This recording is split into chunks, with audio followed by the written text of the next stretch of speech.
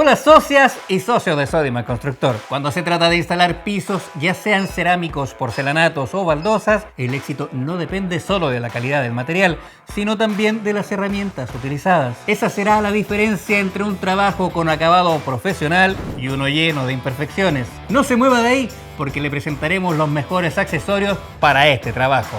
Aquí comienza lo mejor.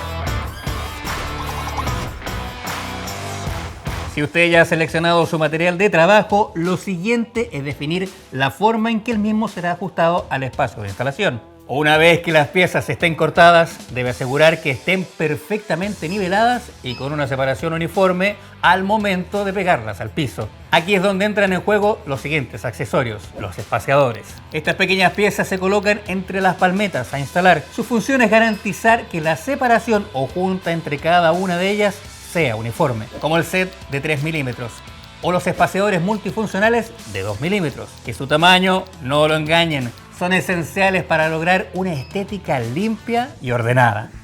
Y antes de pasar a las siguientes recomendaciones, le tengo un gran dato. Si necesita definir materiales, en la app de Sodimac podrá calcular preciso, rápido y sin gastar de más. La app de Sodimac, la mejor herramienta para su obra. Ahora sigamos con la nivelación. Con las herramientas indicadas podrá asegurar que las piezas a instalar queden perfectamente planas y al mismo nivel. Para eso va a necesitar las cuñas, las que se usan junto a los espaciadores para asegurar que las baldosas queden perfectamente planas y al mismo nivel. Se insertan en las juntas para aplicar presión y eliminar cualquier desnivel. Este modelo en especial tiene una gran ventaja.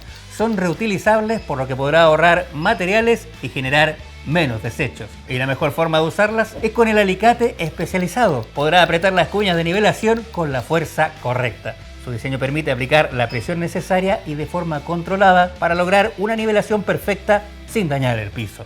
Y para dejar un trabajo impecable y eliminar cualquier resto de materiales o fragüe, nunca le debe faltar un set de esponjas especializadas. Estas tienen el tamaño, firmeza y capacidad de retención de agua adecuado para tareas de limpieza en obra.